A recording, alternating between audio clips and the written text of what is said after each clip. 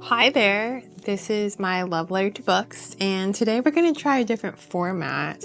I got inspired by someone I met at Bid Summit, and she really inspires me because she took a step back from her big, ambitious career and is healing from burnout through creativity. And I just thought that that was such a beautiful concept to just be able to remember who you are through something creative, something deeply personal, and something with the pure goal to remind yourself who you are again. Today, we're going to talk about this excellent, amazing book that I just read, and we're also going to start painting by Paint My Numbers along the way. So, here, this book is called What You Are Looking For is in the Library by Michiko Aoyama. And the back, so I always like reading summaries or how the book markets itself to the audience. It says library. What a nice sounding word. So comforting. I feel like I'm a student again. Library. Am I allowed to borrow books? So when I first came across this title, I was like, oh my gosh, I need to read it just because it has the word library. When I think about library, I think about a safe space, something that was such a beautiful environment for me as a child, something that really connected me with my mom because I loved these three different series: Babysitter's Club, Saddle Club, and Jean Plaidy. So these authors thankfully wrote these huge series, and my mom would always go for this hunt for a book for me. So whenever she found a book that I didn't read in the series, she would get all excited and I would get all excited, and it was just something that felt so special and so sacred to me because it always gave me something to look forward to see if the book that I really wanted was in the library. So library was definitely what drew my eye to this. And also the cover is just so beautiful. I mean, there's a picture of books, there's a picture of plants, a cup of coffee, a black cat, and just a view of the outside. I feel like all these different elements represents all the things that we should be incorporating more in our life to really draw us back to who we are. And the third thing that really appealed to me is the author based on the last name. There's a lot of vowels. They're usually Japanese, so I did double check. So this book is fictional, but it's set in Tokyo. I'm actually a fourth generation American of Japanese descent. So people don't really know what that means, but that means that my great grandparents immigrated here to the States from Japan. And what that means culturally, the longer that you're in a new country, is that I grew up eating a lot of pasta, pizza, casseroles, and hamburgers. So very American. So when I think about my favorite childhood dish, I think about a bowl of spaghetti.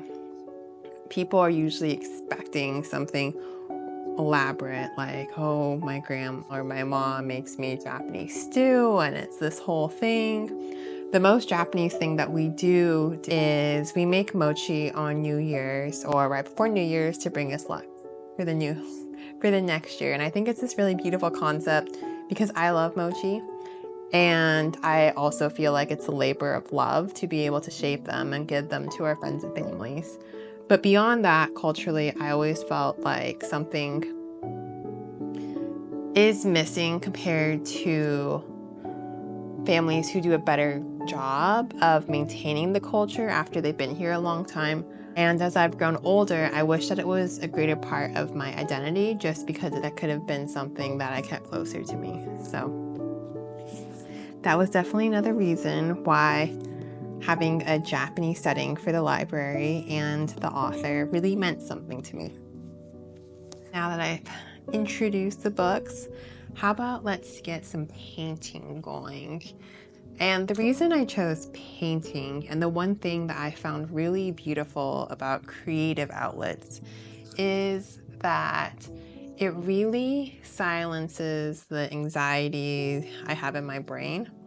Inside Out 2 taught me what anxiety was. So it took me many, many years and many decades on this earth to understand that sometimes my brain is a little overactive and likes to tell me about all the things I have in life to be worried about. And when I go down that rabbit hole, sometimes it's productive because it forces me to challenge myself, pursue new goals, to understand my place in society. But one area is not helpful is that I feel if I become too anxious, I become too worried about what other people think of me, when truly I should be the most worried about what I think of me. And so when I started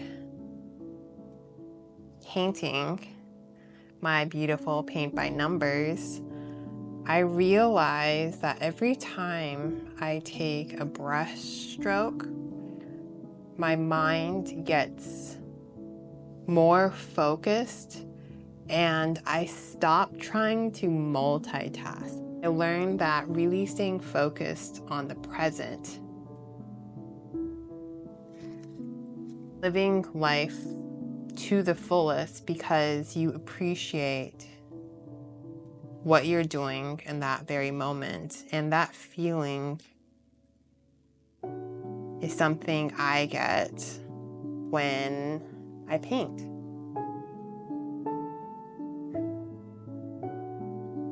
So, back to the book. What you are looking for is in the library. The main premise is there's actually 5 different short stories going on. And I love that because there's 5 different people who have different things going on in their lives. One's mother, one's just graduated from college, one's an accountant, there's another one who just recently retired. And I love learning about different people, and I feel like to be truly appreciative of the differences in others is by understanding how you feel the same way about things from someone who's different than you. So even though I am not retired, I could understand why losing or ending your career may contribute to the fact you may feel lonely, you may feel a little lost, right? And I've actually had some of my retired friends tell me that their work had been so much a part of their identity when they had to let it go. They felt displaced. There's another who was recently a college graduate, hadn't landed on a job that she really felt proud of yet. And she really wanted to find the skills to find the job that she could be proud of herself for. And what I thought was such a beautiful concept is that the librarian tells her that you should be proud of yourself already. You have a job, you go someplace every day, and you take care of yourself. You make sure you're fed, you're responsible. And that in itself means that you should be proud of the person you are today. You don't always need to hope and wait for the person you are to become in order to be proud of yourself tomorrow. And I thought that was such a beautiful way to express this thought that there are everyday moments, feelings, just being is something that you should be proud of, that you chose. to live life the best you can every single day, and that's enough. Another beautiful lesson that I learned from the book is that each of these lost characters, they're at a crossroad in their life, and they all go to the librarian to ask for book recommendations. Simple enough. But one element that I thought was really cool is that the librarian's always featured with some cookies. And so every time everyone sees the cookies with the tray, it brings them back to their childhood, to a really feel good moment. And that's something that I tried to make others feel warm, and by really bringing snacks and being continually the one who always had the most chocolate. So when I was in college, I carried around my emergency Ritz crackers and Nutella to help me study. And then when I had my first interning job, my breakfast would be Mountain Dew and Thin Mints. My supervisor told me that it was the breakfast of champions. And then when I had my first professional job, I would always carry around with me a bag of beef jerky from Costco.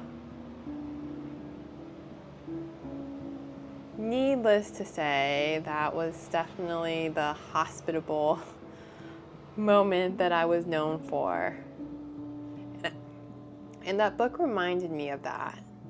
The fact that you should carry about you something that could strike a conversation to help you stand out or to help you better take care of someone else. And my love language is chocolate.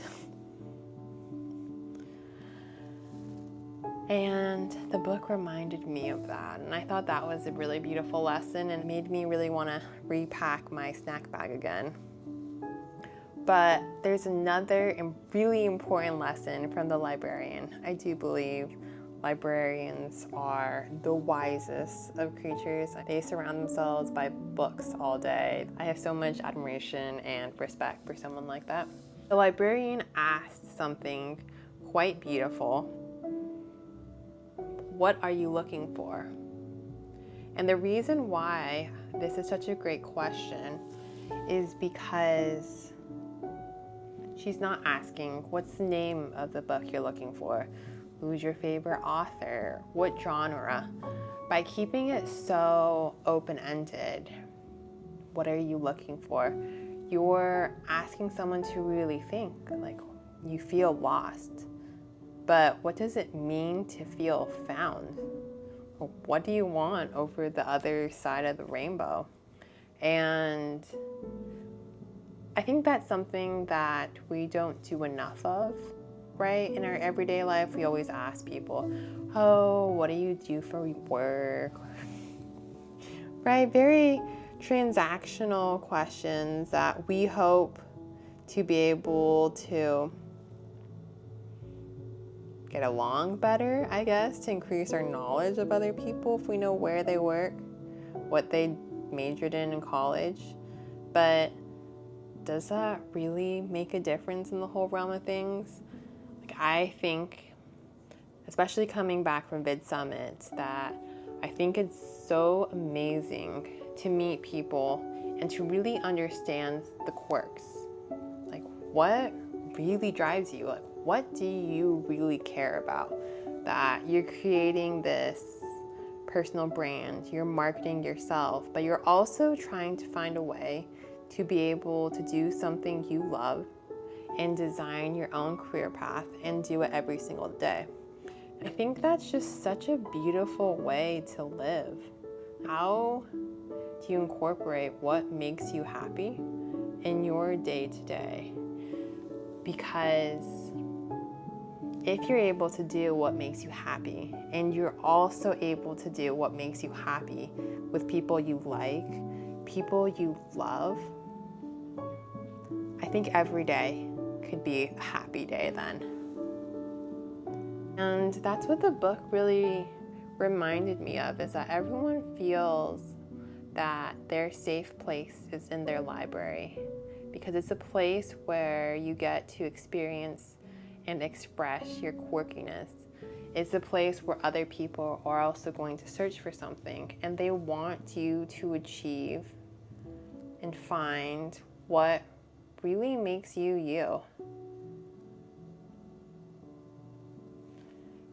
And I find that so beautiful. I think that for me, this book was so powerful because it not only made me feel good, it helped me better understand why I love books so much.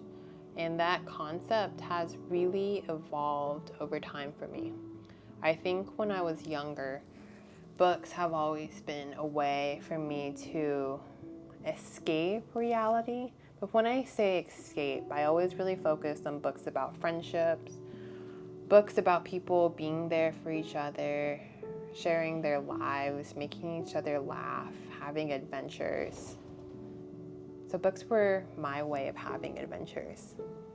And then as I grew older, books became a way for me to understand history, to understand people. I went through a lot of phases where I was really into reading about American presidents, the British monarchy. I just love reading about people in power and how their characteristics, decisions, instincts made them react in a certain way, and that could alter the fate of an entire nation, the fate of millions of people. And then as I grew even older, I think I realized that books really do help you try to become the person that you want to be. I think that there's so many different forms of media to consume. There's podcasts, which is beautiful because you have a conversation between two people. There's YouTube videos. There's blogs. There's ChatGPT. There's Perplexity. There's ways to get information so quickly that I think that we forget that books have maintained and been around all these years, because books are very thoughtfully and intentionally produced. And so if you read this book, what are you looking for in a library? I believe that you're gonna find a little bit about yourself that you had as a kid when you were pure and more innocent. I believe that you're gonna find hope, that you'll find a community, people who have weird quirks, because you'll be able to ask more open-ended questions, and because your curiosity will be more around how to find people who have the same crazy goals, values, ways of thinking, ways of talking, just like me. And then I also think that you are going to appreciate the everyday moments.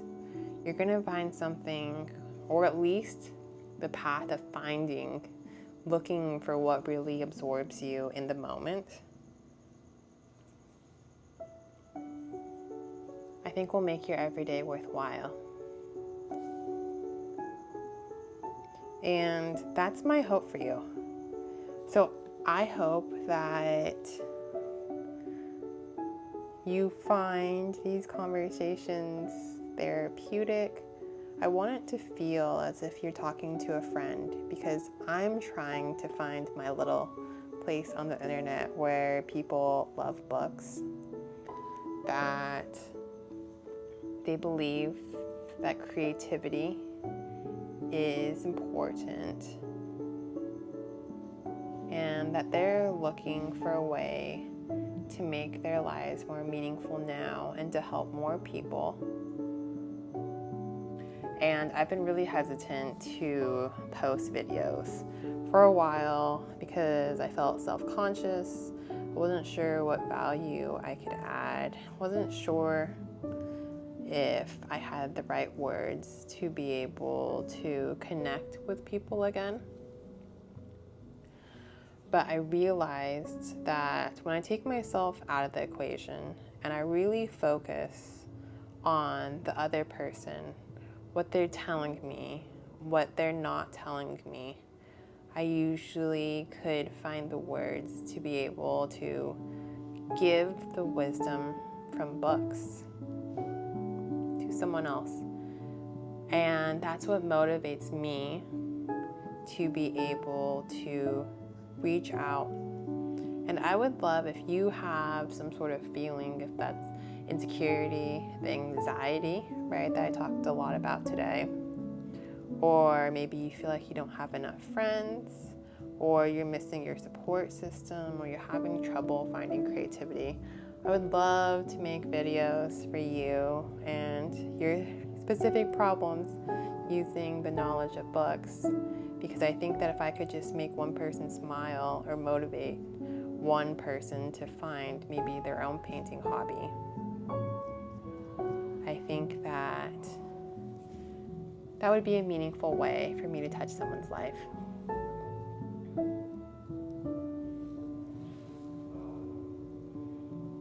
So, thank you so much for painting and listening to me today. I hope you decide to read what you are looking for is in the library, because I truly believe it is. And I hope you do too. So thank you for stopping at my little place in the internet. I hope to see you again soon, but if not, maybe I'll find you somewhere in a book.